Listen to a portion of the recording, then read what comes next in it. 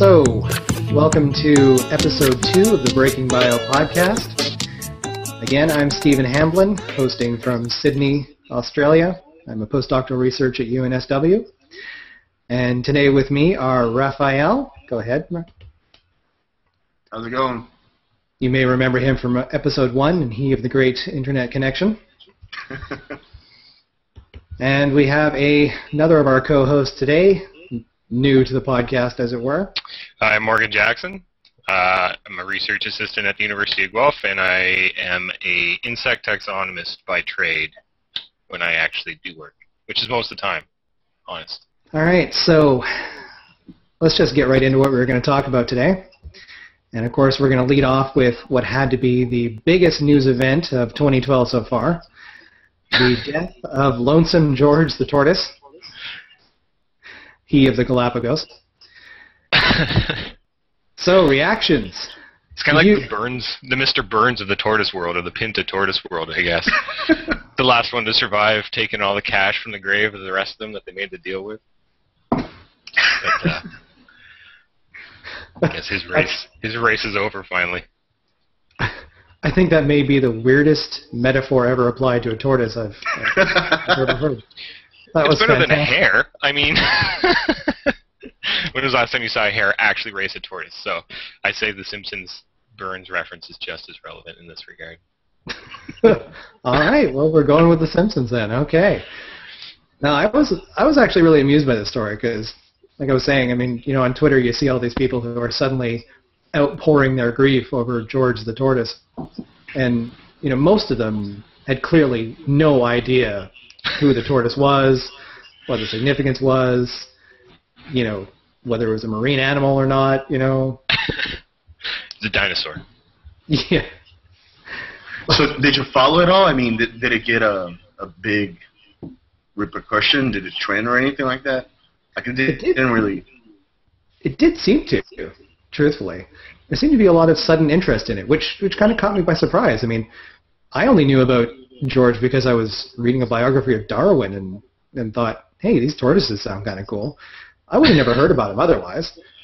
And, you know, theoretically, yeah. If anyone's going to know about the tortoise, you know, it should be us. Is it something that you guys had really run into before? I don't know. Actually, now that you think of it, I guess I would probably, same thing, expose via Darwin, but I don't think it's something that's regularly come up, other than, you know, the odd conservation paper or story about these tortoises are pretty much doomed. I actually saw a few stories which said, you know, he was the last tortoise in the Galapagos Islands, which, of course, not so much. There's 20,000 other tortoises. They kind of missed the conservation point of the story, but like he's not exactly a cultural icon here. In Pinta he was. I'm pretty sure he was big news on Pinta for, you know, the last 100 years, but maybe outside of Pinta not so much. I mean, yeah, to be honest, I mean, I'm gonna sound really dumb now, but I thought he was already dead. Like, that was debunked on Twitter like 6 months ago. Like, did his partner die a couple years ago or something like that? Like, because I don't know. I recalled hearing this before, and then I started seeing everyone talking about it. I was like, oh, okay. So I guess now it's for real. It got me a little bit by surprise. Well, no. I mean, they were trying to mate him for a while. And yeah, with a different subspecies. That failed. Yeah. Can't imagine why that didn't go so well. I mean, plus he was still like 90 at the time they were trying to pair him off. I mean, that's an Anna Nicole Smith situation there. Like, the Hugh Hefner of tortoises. There we go. Yeah. I mean, he's one step away from the Playboy mansion of tortoises.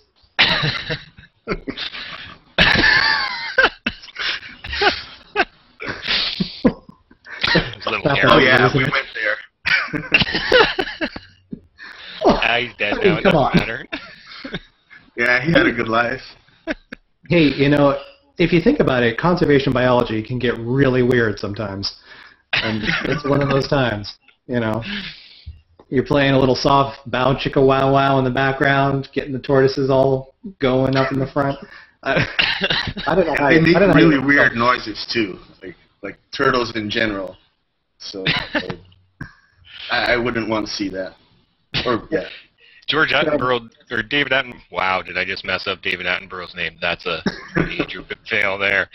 David Attenborough did recently narrate a turtle porn scene, so perhaps... I know, that was brilliant. Yeah, with the shoe, right, was it? Yeah, the croc, which may be the first clue why these tortoises are going extinct. Evening falls on the lush grasslands of Croydon. As the humble tortoise gently mounts his chosen mate. And in a dance as old as time itself, it rears its head and emits the mighty mating call. But you know, the whole story actually reminds me of a talk I heard early in my undergrad. And my wife's never let me forget it because she thinks that this woman does the most cool science ever. But it was Suzanne McDonald, and she's out of York, actually. She was doing work in the zoos trying to get the big cats to mate, and she was having trouble. They just weren't feeling it.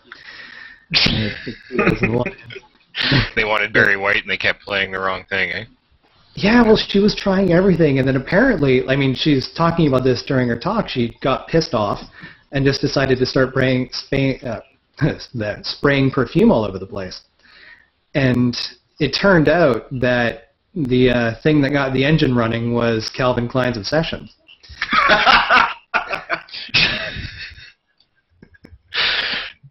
No way. Wow. Yeah. Now you know that it works for attracting big cats as well. Note to self, when on safari, don't wear Calvin Klein. Or drive a fast Jeep. It's true. No, I mean, I haven't been able to live up to that ever since. It's been 10 years. And my wife keeps asking me why I don't work with tigers, but, you know,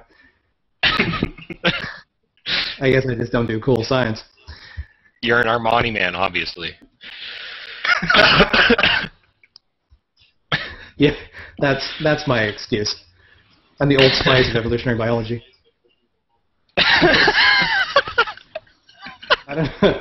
Is there anything left to say about George now, or have we completely destroyed his memory? I think we've done a good job of slandering his fallen body at this point. Poor George. Sorry about that. We had good intentions. One of the other stories that caught my eye this week was the Loch Ness creation teachings in, where is it? It's in the U.S., but I don't know exactly where. Anybody know? Always in the U.S. I would assume somewhere south of the Dixie line, but I don't really. Hey, I'm the southern state of Louisiana. It's Louisiana. Ironically, the story I was reading was from the Scotsman, so I don't know. And we wonder why we're confused here. This has to be a comment on something, right? Like, I can't help feeling that this story is getting at something deep in our culture, in the way we deal with science. The idea that this is, a killer line of attack on evolutionary theory, like, this makes sense to them. I think the idea is that in some bizarre way, if you prove that dinosaurs and humans lived at the same time, in the same period, evolution is false. It's a brilliant argument that spans from that. They were claiming that Loch Ness is actually a pliosaur, actually. Oh. Yeah. And a friend of mine mentioned, well, if that's the argument, then no one tell them about the birds, because depending on how you see it, we do live at the same time as the dinosaurs do. So there's no depending on how you see it. Strict Gladys, right there. So, they are dinosaurs. Well, there you go. Yeah, but then you get into the. But they're not accepting that. That would imply they evolved. So I guess that kind of breaks the the argument right off the very first bat. Yeah, but I mean, it's just crazy. Like, how desperate must you have to be to have to use a fictional creature as your argument? It's mind-blowing. It's just like humanity, you don't cease to surprise me. You know, I don't want to turn this into an atheist podcast, but the irony of you calling them out for using a fictional creature. Yeah, exactly. Bazinga. It does cross my mind. Well, you know, on the other hand, the Bible does contain references to unicorns. So this article also claims that a Japanese whaling boat once caught a dinosaur. So perhaps they actually caught a narwhal, which was the unicorn, and then they turned it into a dinosaur. I don't know. But I'm not really sure how many dinosaurs are aquatic for getting into the brass tacks here. Well, we'll have to get a few paleontologists on as guest hosts. Next time we'll have to outsource. Well, you know, tell us all about this. That's what I get for hooking up with a bunch of bug people. I mean, that's true. You shouldn't have expected much more. Well, you know, where's the breaking weekly biology news on bugs, huh? Well, Tom was covering it yesterday on his blog with the whole glowing sperm. That was entomologically related. Tom getting completely overcome by fly sperm. I thought that was pretty fun. Yeah, that was pretty cool. The little raven in the utero. I didn't get a chance to read that story. What was he posting about?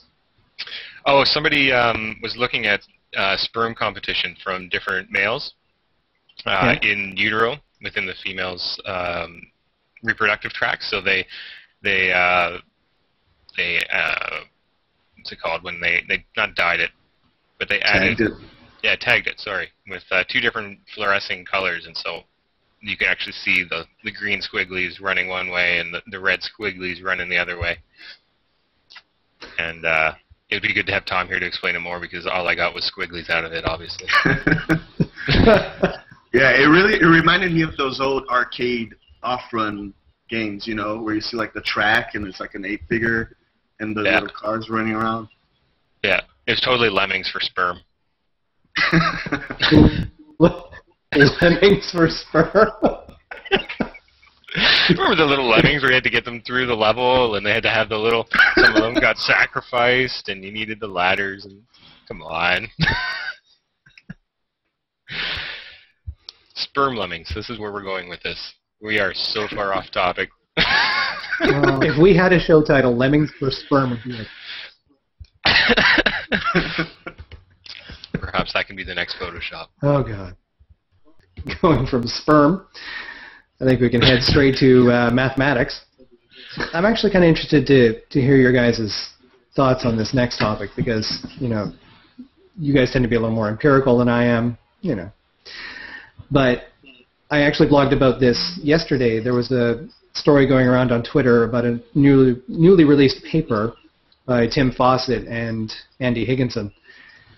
And it was looking at the number of citations a paper receives as a function of the number of equations that it contains within it. And they actually, it was a pretty interesting finding. I mean, they discovered that, you know, after controlling for a few things, if you have more equations in a paper, it tends to reduce the number of citations that paper will get. And they had some sensible advice on how to deal with this, you know, especially because they found that if you put equations in an appendix, that it didn't reduce the number of citations nearly as much, or it had no effect. And so, you know, they were trying to talk about, you know, how to increase crosstalk between empiricists and theorists. And I thought it was a good paper. But of course, going around on Twitter, I mean, all you're seeing is things like, oh, scientists are scared of math, and, you know, biologists quiver at the sight of it. And what do you guys think? I mean, to start with, do papers that are theory heavy or math heavy, do they put you off? Do they bother you? I pretty much avoid them like the plague. I didn't even like stats, which is why I got into taxonomy, where we have very limited stats, and I don't have to worry about p-values and ANOVAs, stuff like that. So that's the beauty of taxonomy in my mind. So generally, if I see an equation in a paper, I've had to read a couple of Bayesian papers and stuff like that talking about Bayesian inference, and I'd pretty much gloss over by about the third sentence and pretend that I read the rest of the paper in some instances. So I'm one of those people that wouldn't read those at all. All right, so that was distressingly honest. Okay. Hey. Yeah, I mean, the result is not really surprising, right? I mean, just by talking to other biologists, that's pretty much what you would expect. It's always interesting to see it quantified and, in your face, here's the evidence. But, yeah, biologists are afraid of math. Who knew? I can see that being true to some extent. But on one hand, I mean, I know that there's a lot of really mathematically astute biologists out there. And, I mean, I think Tim and Andy had a point in that, we need to find a way to communicate the mathematical results better, so that, guys like you can use them more effectively. Well, I'm sitting right here. I'm a theoretical biologist. If you were to come from the other point of view and ask me to change something about the way, I communicate theory to make it easier to understand, what would you guys say?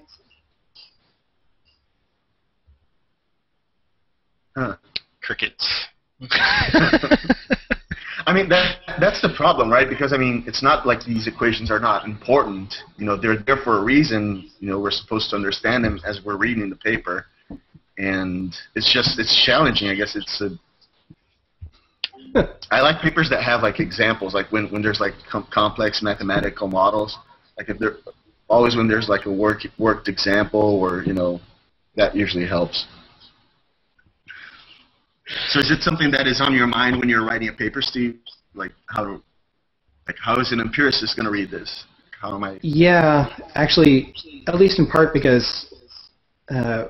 Well, my master's lab was a mix of theory and empirical people.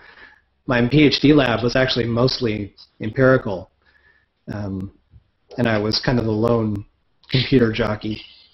So, I've spent a lot of time around empiricists, and I've had to get really good at explaining why they should give a crap about what I'm doing, convincing them that this is something worthwhile. So, yeah, it is on my mind a lot when I read this. And now that I'm in a really heavily theory-based lab, these are some pretty big mathematical guns I'm sitting around with. And I find that I'm always asking, what's the story? Why do we care? In a way that is trying to draw the empirical connections. So I am left with a legacy of that. But yeah, it's always on my mind. So do you do anything about it? So you're thinking about it? Like, is there anything you could do to, like I said, I don't really read these things, so that's why I'm pretty quiet here. Your equations to the appendix. Yeah, pretty much. Other than moving your equations to the appendix and writing nice synopses in the abstract saying exactly what you did and why I should care about it. Like how could you improve it, I guess? Do you have any instances of where, or any papers that you can think of where somebody's done a good job of simplifying or reaching out with their theories in a way that may be more attainable for the rest of us noobs? It's a good question. Actually, in the paper, Tim and Andy have a really good viewpoint, which is that it's not just about reducing the number of equations or moving them to the appendix. It's about being as clear and specific as possible with the equations that you highlight, and also focusing heavily on the assumptions that go into these models and the connections to empirical work. So, putting a huge focus on, where the links are with empirical literature, in connection to the math. What does the math have to say about it? Focus your explanation on that. And yeah, I think that's a really good viewpoint and something to focus on for theoreticians. That we need to pay attention to, why people like you are going to care, and how to craft a story that speaks to you. Because, mathematicians, look, I love them, but they're not great storytellers a lot of the time. They're very straightforward, extremely logical people, but they don't really have the ability to kind of get in your head and, make you care about something. And I'm going to get flamed for that, I know. By all 5 mathematicians that are watching this, I'm going to guess. Well, somebody out there will write an angry blog post, and then I'm screwed, damn it. You're done. Yeah. But even biologists, that's not limited to mathematicians. Last year at the Evolution Conference, there was a meeting with editors. There were the editors of American Naturalist, Evolution, and Journal of Evolutionary Biology. They were giving tips about how to get published in their journals and things like that. And they stressed that a lot. Like, you guys need to really learn and focus on telling a story. You got to tell a convincing story that has good connections and so on. So, yeah, it's a problem faced by non-mathematicians as well. Yeah, I can see that. But, sorry, lost my train of thought. It's all this math, I'm telling you. Just talking about it, it's exhausting. If we put this in the appendix, then we'd all be still fresh as daisies. A podcast appendix. Yeah, it's an additional 6 hours of material, which is just verbal descriptions of equations. Squiggly line here, squiggly line there. Square root of that squiggly line. Yeah. No, it's. But I don't want to take away from theorists, because I know there's things that you guys are like light years ahead of us in the world of biology of what's going to come next. Yeah, light years ahead. Like, you're the Einstein of theoretical biology, right? This is what I've been led to believe. if by Einstein you mean I'm probably going to end up working in a patent office, maybe.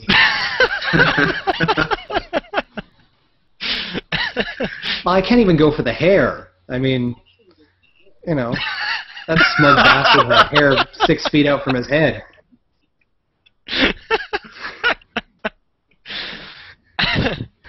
Yeah, no, he was quite the ladies' man. Him and Feynman. I'm trying to think of famous biologists who are, the same way, but. Well, Darwin had to get stuck with his cousin, so that doesn't really help. Yeah, he didn't do too good. No, not so much. Probably being stuck on a ship for a couple of years didn't help at all. Yeah, he wasn't so good with the ladies at all, was he? I mean, he was having lady troubles when he left on the voyage, and things just never really seemed to turn around for him. Yeah. Then he got into barnacle wieners, and that was it. It's a big turnoff. Not a good icebreaker in Victoria, I imagine.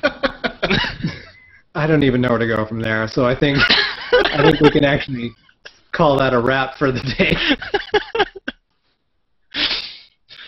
I'm sorry.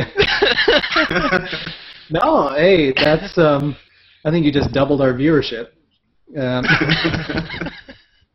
From 1 to 2. Those search terms are going to be all sorts of crazy now. I don't know if I can afford to be associated with this podcast.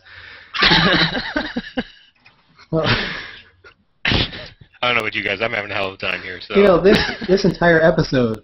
Yeah, it's been great. This entire episode is going in the blooper reel. All right, so that's episode 2, I guess. I'd like to thank both of you for joining me this time on the Breaking Bio podcast, Rafael and Morgan. And we'll see you next time. See ya.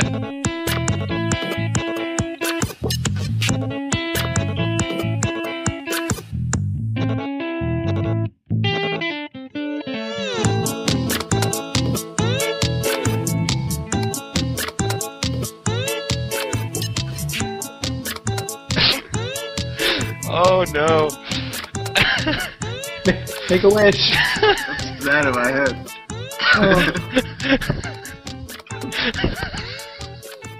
Oh, that's hilarious.